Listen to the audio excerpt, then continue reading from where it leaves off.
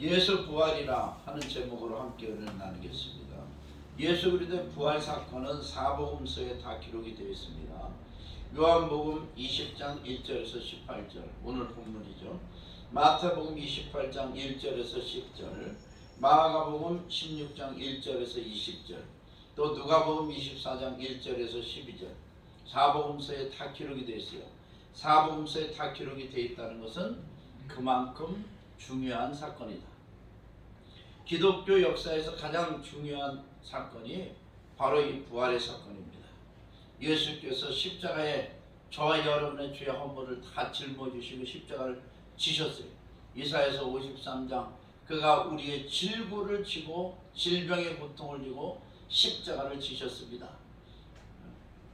예수님이 십자가에 달리심으로 죽을 수밖에 없던 저와 여러분들이 죄가 없어지고 허물이 없어지고 하나님과의 관계가 회복되는 역사에 일어난 줄 믿습니다. 그리고 3일 만에 사망 권세를 깨뜨리고 부활하셨는데 이 부활하신 분은 예수 그리스도 한 분밖에 없습니다. 누구든지 예수를 믿으면 구원을 받게 됩니다. 하나님의 자녀가 되는 권세를 누리게 하셨습니다. 요한복음 1장 12절 영접하는 자 곧 그 이름을 믿는 자들에게는 하나님의 자녀가 되는 권세를 주셨으니 이는 혈통으로나 육정으로나 사람의 뜻대로 나지 않고 오직 하나님 아버지의 뜻대로 난 자들이니라. 하나님께서 예수 그리스도를 이 땅에 보내셔서 예수 그리스도를 믿고 부활의 기쁨을 믿는 자들에게 구원의 역사와 함께 하나님의 자녀가 되신 그런 축복을 우리에게 권세를 허락하여 주셔서 이 땅에 살아가면서 하나님의 권세한 능력으로 살아가게 하신 줄 믿습니다. 이것이 바로 부활의 사건입니다. 십자가의 사건은 첫째, 구원의 역사가 있습니다.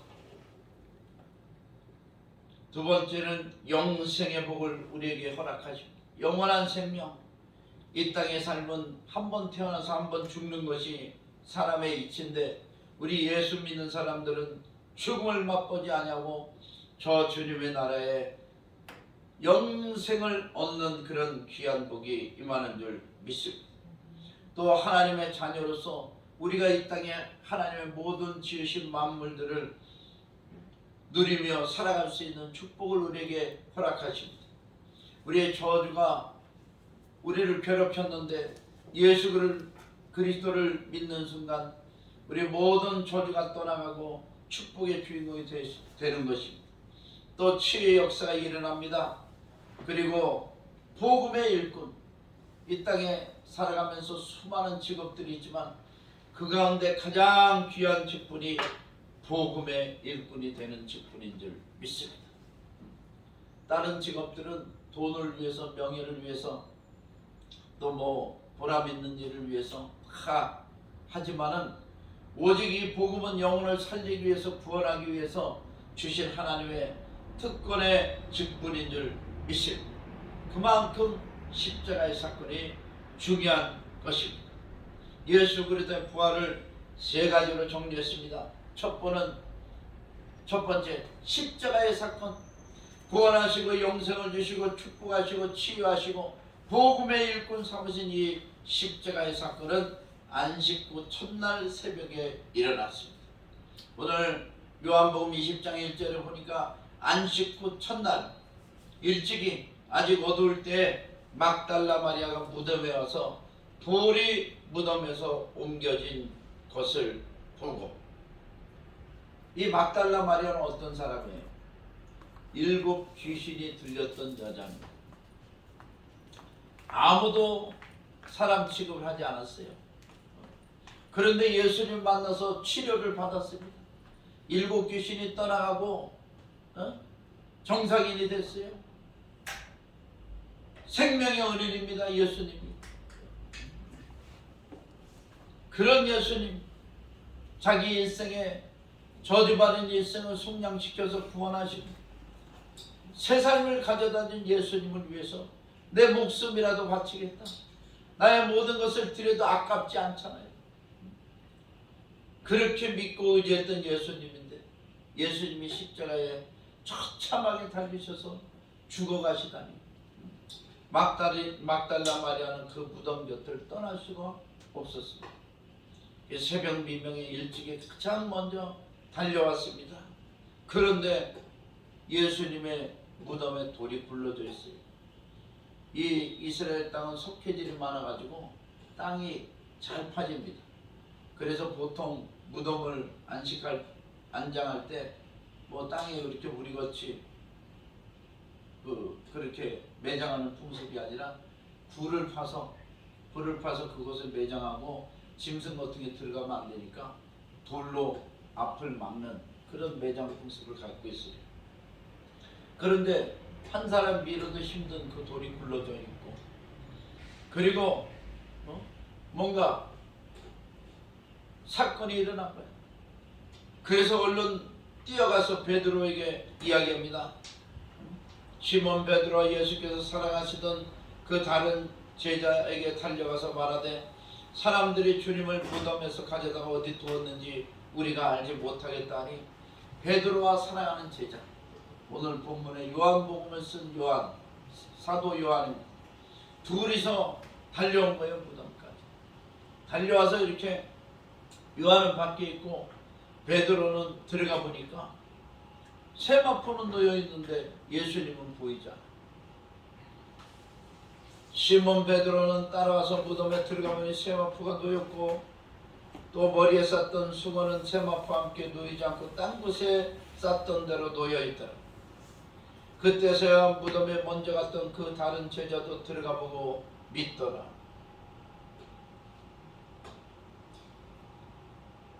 이 부활의 사건, 이것이 바로 기독교의 시작이요, 주님의 구원의 시작인 줄 믿습니다. 예수님은 출애굽기 12장 1절에서 28절에 보니까 6월절 어린 양으로 십자가에 죽으셨어요. 세례 요한이 예수님을 향하여 이렇게 얘기합니다. 보라, 세상 죄를 지고 가는 하나님의 어린 양이라.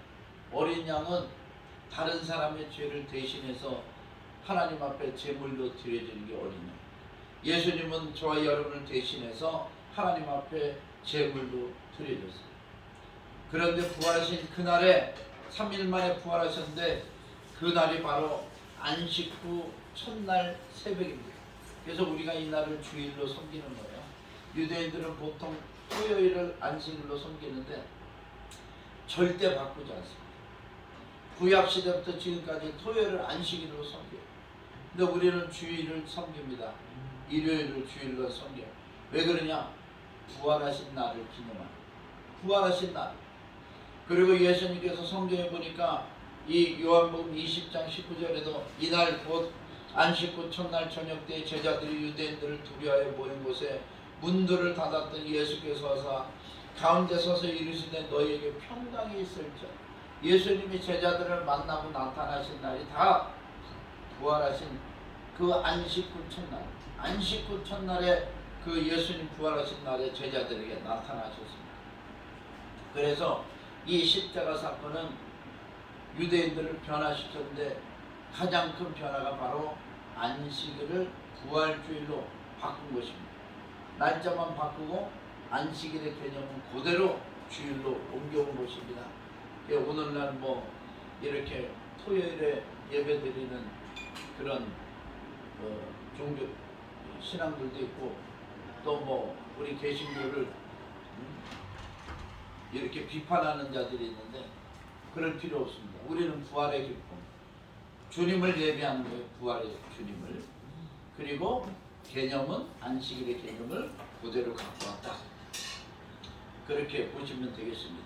그리고 안식일이 안식이 아니라 안식일의 주인인 예수 그리스도가 바로 안식이다.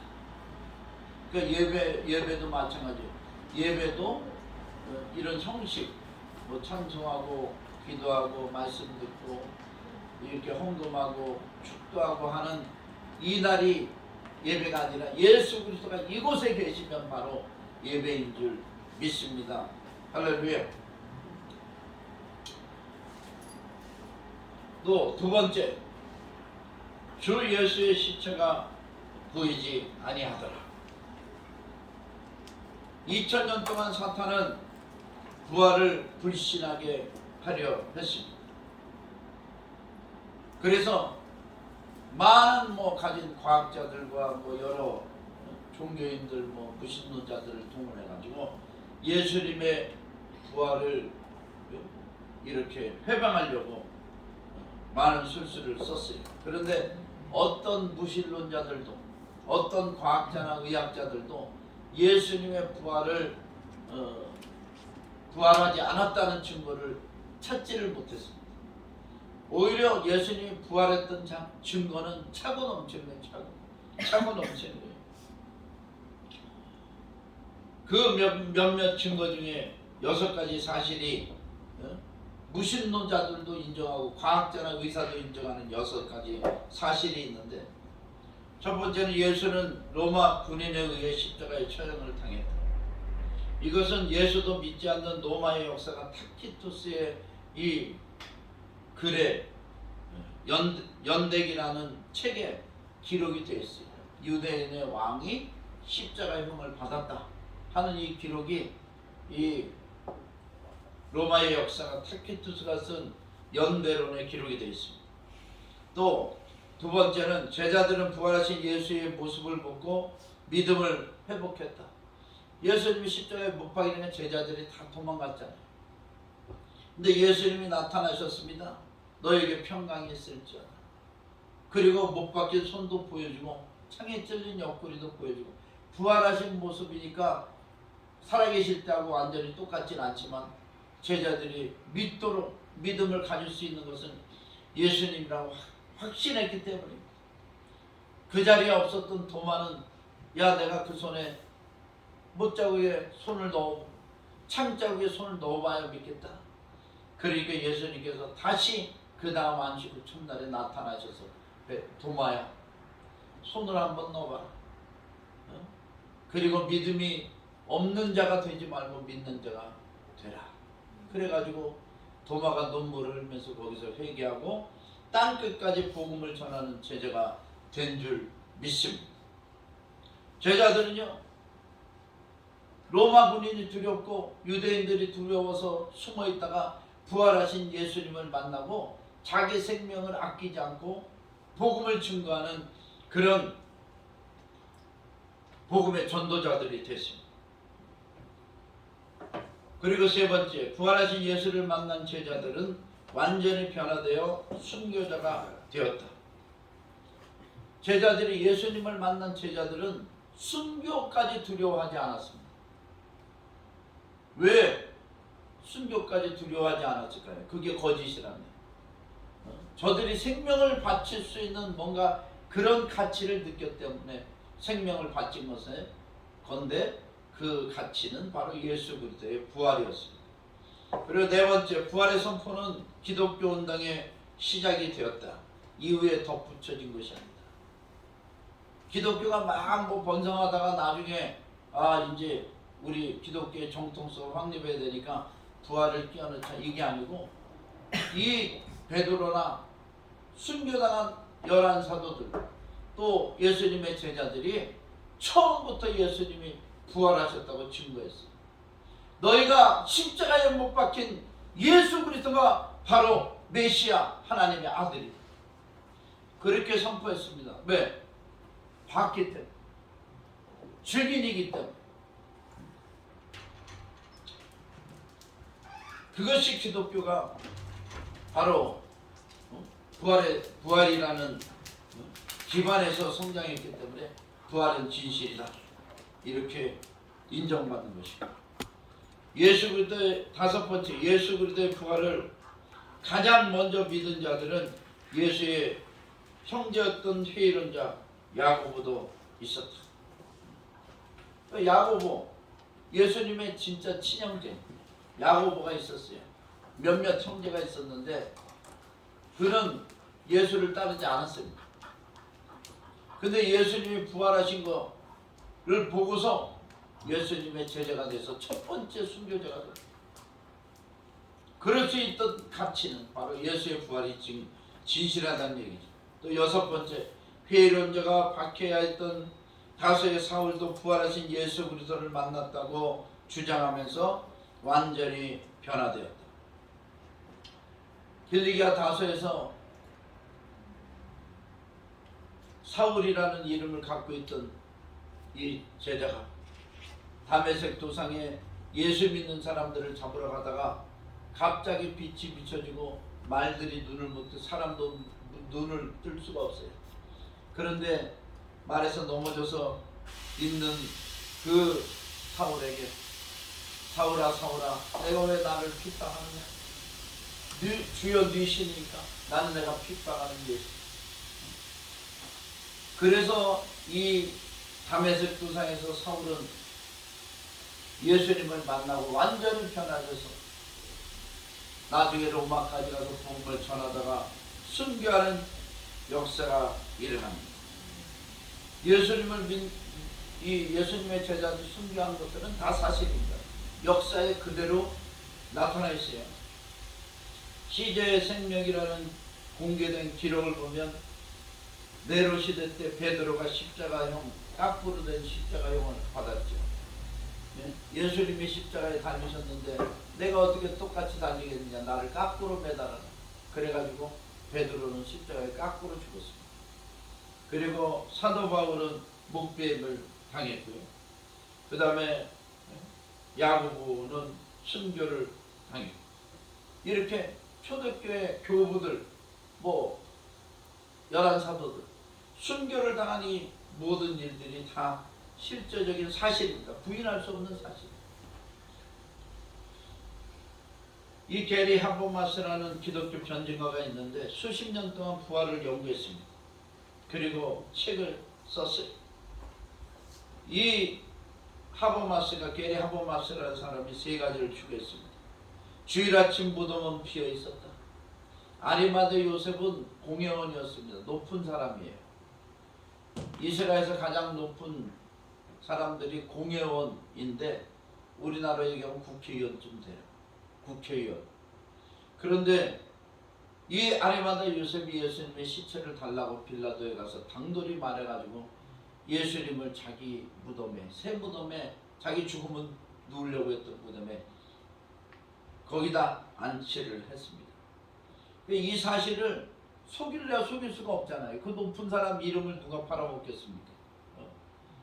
속일 수가 없는 사실, 예수님의 시체를 이 아리마대 요셉에 누웠다는 것은 사실입니다. 그리고 그 다음날 돌이 굴러져 있고 예수님이 부활하셨다는 것도 사실입니다.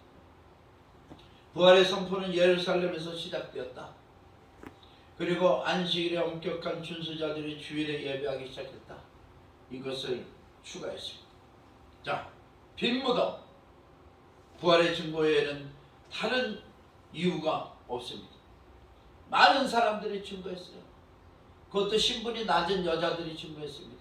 7 귀신 들렸던 막달라 마리아, 살로메, 또 다른 마리아, 이런 요한나, 이런 사람들이 증거했는데 로마 군인들이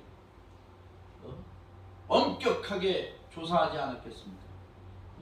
야, 봤어? 진짜 봤어?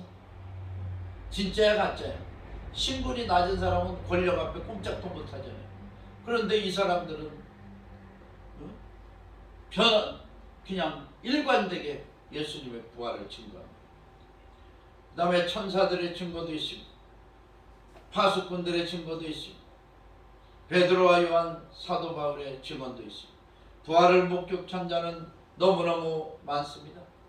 막달라 마리아, 여인들, 베드로, 엠마오로 가는 두 제자, 도마와 사도들, 11 사도들, 7 사도들, 500여 성도들, 예수님 부활 승천하실 때 목격했죠. 야고보, 다메섹 도상의 사도 바울, 이 부활의 증인들은 너무 많습니다. 그리고 오늘 여기서 예배하는 저와 여러분도 부활의 증인이 되어야 할 줄 믿습니다. 부활했냐 안 했냐 지금까지 혼란스럽게 따지지 마시고 오늘부로 깨끗이 부활하셨다 믿고 부활의 증인이 되기를 축원합니다. 할렐루야. 자, 미국 시카고 트리븐지 기자였던 리 스트로벨. 이 사람은 예수는 역사다 하는 책을 썼습니다. 근데 우리 번역상 역사지 팩트라는 책을 써요. 팩트. 사실이다. 이거 예수는 사실이다 하는 책을 썼어요. 역사가 아니야. 예수는 사실. 이 사람이 어떤 사건으로 인해서 아내가 전도를 받아서 교회 나가는 거예요. 그게 그렇게 못마땅했어요. 자기는 잘 나가는 스트리븐지 기자인데 아내가 종교를 따르는 게 너무나 못마땅했습니다. 그래서 아내 몰래 예수는 거짓이라는 증거를 잡기 위해서 몰래 자기 그 연구실에다가 이렇게 자료들을 수집했습니다. 그런데 자료를 수집하면 수집할수록 예수님이 부활하셨다는 게 확실한 거예요. 예수님이라는 사람이 확실한 거예요. 무신론자도 만났습니다. 유명한 세계적인 무신론자도 막 비행기 타고 가면서 만나요. 만나서 얘기를 들어보면 이 부활 안 했다는 증거 좀 대달라. 기독교가 가짜라는 증거 좀 대달라. 그랬더니 말만 번지를 맺지 증거는 하나도 없는 거예요. 오히려 부활했던 증거만 있는 거예요. 그래서 유명한 의사를 또 찾아갔습니다. 그 사람도 역시 예수님의 부활을 믿고 믿을 수밖에 없게 만들어졌어요. 그래서 이 사람이 유명한 의사들 찾아가고 무신론자들 찾아가고 그렇게 1년인가 2년을 연구를 했는데 결국에는 예수 그리스도 앞에 무릎을 꿇었습니다. 예수님 진짜구나. 예수님 진짜구나. 그리고 아내를 따라 교회를 나갔어요. 그 교회가 윌로우 크릭 교회인데 나중엔 그 교회의 담임 목사가 됐어요. 리 스트로벨이 영화도 나왔죠. 회의론자 무신론자들도 동의하는 예수 부활의 이 분명한 사실 우리도 자신 있게 확실 있게 증거해야 될 줄 믿습니다. 할렐루야. 또 세 번째는 주님의 말씀. 인자가 죄인의 손에 넘겨 십자가에 못 박히고 제3일에 다시 살아나야 하리라. 주님은 미리 말씀하셨어요. 3일 만에 부활하실 것을 미리 말씀하셨습니다. 요한일서 3장 8절 9절에 보니까 하나님의 아들이 오신 것은 마귀를 멸하려 하십니다. 베드로전서 2장 18절 19절 조상이 물려준 망령된 행실에서 너희를 구속한 것은 예수 그리스도의 보배로운 피로 된 것입니다. 사람들이 술 먹는 사람은 조상의 망령된 행실을 벗어버릴 수가 없어요. 겉모양 변해도 속모양 변할 수 없어요. 예수 그리스도의 피로 한번 거듭나야 조상의 망령된 행실에서 벗어날 수 있습니다. 근데 구습을 쫓으면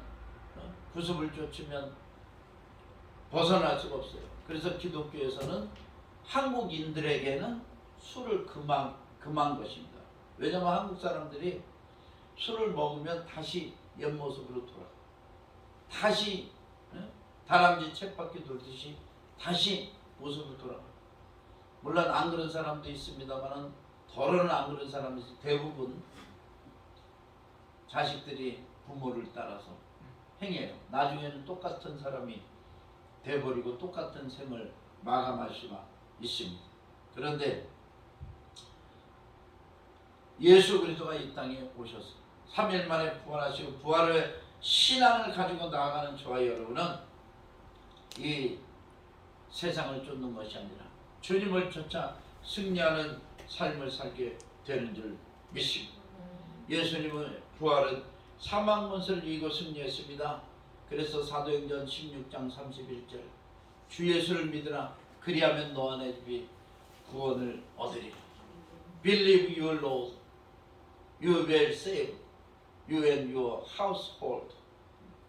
너의 가족들까지 다 구원을 얻으리. 누구든지 예수 믿으면 구원을 받습니다.